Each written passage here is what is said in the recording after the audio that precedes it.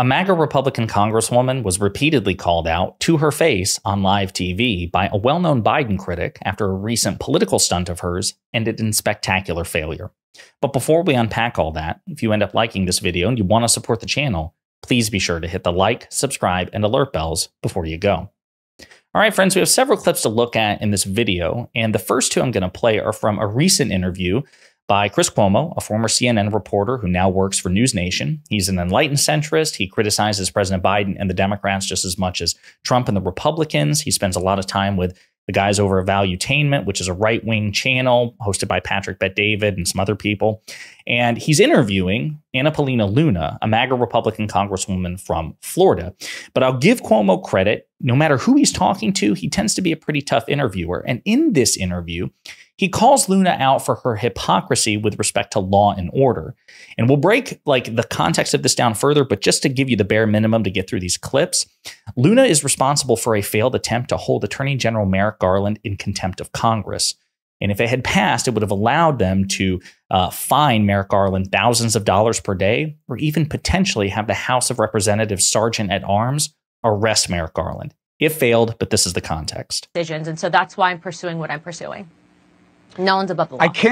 I can't blame you for this, except that you're a member of the party. But when a lot of Trumpers were defying subpoenas, I did not hear anybody from your party saying, hey, you shouldn't be able to do that. These people should all be prosecuted. So I see a little bit of favoritism being played here, that this is to your advantage, so you want to enforce it. Well, what I will respond to that is there's actually people sitting in jail that were ignoring subpoenas. And that goes to my point in that no one should be above the law. If they're sitting in jail, why is Garland getting a free pass? And I also. So again, the reason that they're trying to come up with this contempt of Congress is because they tried to subpoena Attorney General Merrick Garland to surrender the audio tapes of the conversations between Special Counsel Robert Hur and President Biden. Now, the House of Representatives, as well as the American public, they have the full unredacted transcript and have had it for months, but they want the tapes. The reason they want the tapes, the real reason, as even they've admitted, is for political purposes. They want to try to hurt President Biden. They want to find, examples in the audio where he stammers or stutters or gets something wrong so they can use it in advertisements. Now, the reason that certain people who defied subpoenas in the past are sitting in jail and Attorney General Garland is not is because Attorney General Garland is under executive privilege. Executive privilege being a tool by which the sitting president, Republican or Democrat, can say, hey, Congress, you can't have access to certain files.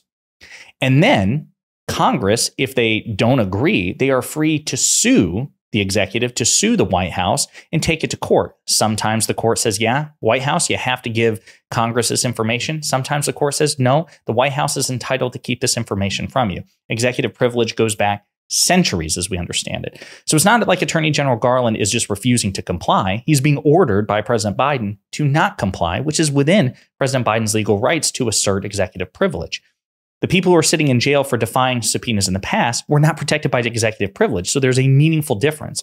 But Cuomo's pointing out during the January 6th Select Committee, when Democrats held the majority in the House of Representatives, multiple Republican congresspeople were subpoenaed, including Jim Jordan, which is a lawful thing. The House of Representatives can indeed subpoena members of the House of Representatives. And the Republican Congress people who were subpoenaed refused to comply. So what Cuomo is saying is, you all are hypocrites. Your party is hypocritical. You love defying subpoenas when you're not protected by executive privilege, whenever it suits you. But then you demand religious enforcement of subpoenas that you want, even if the people involved are covered by executive privilege. So he's right to call her out. And she, of course, is being very dishonest in her refutation and her responses. Okay, here's another clip in which she again reiterates, the reason I'm doing this is because no one is above the law. No one should be above the law, and you cannot defy subpoenas. We have people in jail that have done so. Garland should be no different. No one should be above the law is also a concept that the Republican Party has not embraced when it comes to Donald Trump. And now the Supreme Court has helped give some weight to that proposition. But Luna, I know that you come. So again, it's good that he called her out for that, because this is what I've said time and time again. For the Republican Party, law and order is something they get to impose on everybody else. It is a tool. It is a privilege of the powerful. It's something they can impose on liberals, progressives, women, gay people, trans people, members of marginalized groups. It's a tool. It's a cudgel for them. They do not believe that they themselves are liable or susceptible to law and order. And Donald Trump is the embodiment of that. If they really believed in law and order, they wouldn't be, cultishly devoted to a man who was convicted of 34 felonies and who has been indicted on other felonies as well in 4 different jurisdictions. But again, that's a hypocrisy. That's an asymmetry that benefits them. Now, imagine the shoes on the other foot. Imagine that it was the Democratic candidate, whoever it may be, in any race, who'd been found guilty of 34 felonies, who had been credibly indicted in 4 different jurisdictions. What would Republicans be saying about Democrats supporting a figure like that? They would, of course, say, no, nobody's above the law. We should respect rule of law. How can you possibly, you're committing some sort of moral transgression by supporting a felon. But again, that's something they get to hypocritically impose on the rest of us, and they get to grade themselves on a curve. Absolutely ridiculous. I've got some more clips to play, but just for context, again, this is from NBC News. The House of Representatives on Thursday rejected a resolution to hold Attorney General Merrick Garland in inherent contempt for failing to turn over the audio tapes of President Biden's interview with Special Counsel Robert Hur. The privilege resolution, written by Representative Anna Paulina Luna, a Florida Republican and Trump ally, called for the House to impose a $10,000 daily fine on Garland for each day he fails to hand over the audio tapes. The inherent contempt process has in the past involved the House Sergeant-at-Arms taking a person into custody and bringing them to be tried on the House floor, but it hasn't been used that way in more than a century in the House. Luna's resolution only directed Speaker Mike Johnson to impose a daily fine, although it's unclear exactly how he would enforce it, and the matter could have ended up in court. It did not call for Garland to be taken into custody. And again, it failed. And as a matter of fact, I think there were 4 Republican defections to block this. And as a matter of fact, what was the final vote tally? 206 to 204. So there you have it. I mean, it failed. I have no doubt that they're going to try to bring it back up again. And the fellas at Midas Touch are really funny. They're like, after multiple attempts by Dems and deep state actors to kill inherent contempt, it survived and will be coming to the floor for an official vote tomorrow, being Thursday, so yesterday at the time of recording, at 10:10 a.m. Eastern Time. Garland is not above the law. He should be held accountable. And then, of course, they're saying shot chaser because the attempt failed. But it's entirely possible that they'll attempt to do it again. Now, something I do want to show is this is Democratic Congressman Dan Goldman, whom we've interviewed here at Pondering Politics. He is one of the best rhetoricians and debaters that the Democrats have. He's a freshman Democrat from New York. And this is him responding to Anna Paulina's resolution.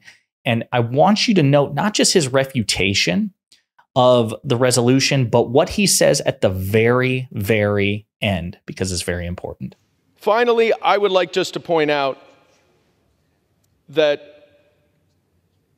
the basis they have mentioned about why they need this recording, one of my colleagues said, was to determine whether President Biden was able to answer questions before him and why the special counsel did not pursue charges.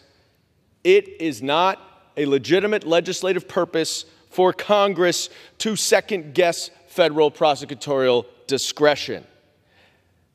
You may want it, but you have no legitimate reason for it. And if your argument is that executive privilege is waived, maybe it is. But you don't get to decide that. A court decides it. Gentleman's time's expired. I yield an additional minute. The gentleman's recognized. This is a political stunt solely designed to placate and support Donald Trump, their nominee for president. They are making sure that they do everything possible to provide him with fodder for his campaign, because there is no basis for any contempt, much less inherent contempt. And it is shameful that you have stood here trying to call upon congressional power and separation of powers when you refuse to do so for any Republican, including your own colleagues who defy subpoenas right, left, and center. But be careful, because what goes around comes around. That last part, folks, what goes around comes around. Hell yes. This This is the energy that the House Democrats and the Senate Democrats, and quite frankly, the Democrats in the White House, with all due respect, Mr. President, need to be bringing to this confrontation between democracy and fascism, fascism being embodied in the current Republican Party. I'm not saying that you need to swing first. I'm not saying, and again, this is metaphorically, I'm not saying that we need to initiate these fights, but we better be prepared to respond in kind with these sorts of political activities. This idea that Republicans can blow the dust off a century-old archaic tradition to impose crippling fines on a particular political actor or even potentially arrest them via the sergeant at arms. I mean, it's on the books, but if Republicans want to do this, then turnabout is fair play. And the next time that there's, God forbid, a Republican executive and a House run by Democrats, then Democrats should be prepared to use it when that Republican executive inevitably defies subpoenas. What we should not do is play the game of politics at a total asymmetry. They expect us to do that. Republicans expect us to do that. They expect that we would never, even in response to this, be willing to employ some of their tactics, and that has to go away. Again, Dan Goldman lays out a very compelling case. If Republicans want to assert that executive privilege is waived, that the president can't assert executive privilege in this case because he already provided the transcripts, ergo, there's no basis by which to protect the audio files, then sue the president, take him to court, make your case. If you want to say that there's a legislative purpose here, because again, as he points out, they're upset that Special Counsel Robert Hur, a Trump-appointed Republican, opted not to prosecute President Biden. Well, it's not the House's duty to second-guess federal prosecutions. If they want to investigate, by all means, but it's not a legitimate legislative purpose to issue a subpoena that, hey, we don't like that you chose not to prosecute somebody. So great stuff by Dan Goldman there. Again, I love the fact that he is saying that if we take the majority again, if you do this and we take the majority, we are prepared to use this against you as well. They should put the Republicans on notice. And credit where it's due. Kudos to Chris Cuomo for calling out Anna Paulina Luna's hypocrisy to her face on live TV. Let me know what you think in the comments.